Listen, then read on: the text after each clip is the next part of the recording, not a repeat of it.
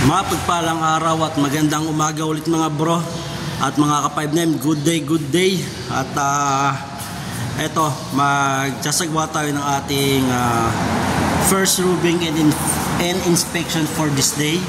So ayan, at time check pala tayo. It's already 6:56 in the morning, February 24, 2025. So let's go guys. At mag-roofing na tayo and check natin yung temperature ng ating cold storage. So medyo may sipon lang tayo ngayong araw na to. Anyway, at okay lang yun.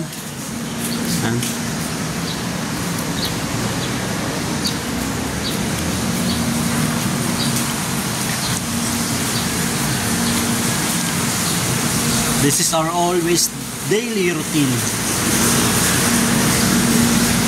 So pasensya na kung minsan hindi ko na nabibidyohan yung iba nating pagro-roofing, because that is the time na operation talaga kami.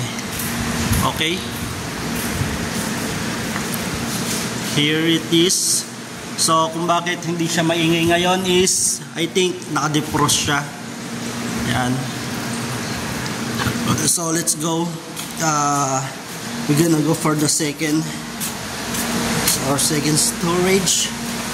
Gonna check it. At ito,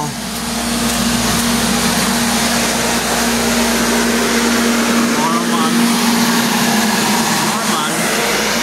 So this one is off, and the last one is normal also. So we're gonna go back to our posting area. So that's all. At mamaya ulit tayo magkakandak ng roofing if free yung time natin at hindi masyadong busy. And our duty for today is 24 hours duty again. Always naman na 24 hours ang ating duty dito sa ating posting area. And a big advantage talaga pag ganito ang yung posting area. At nakakatuwa kasi marami ka talagang maliles yung oras, less sa gastos.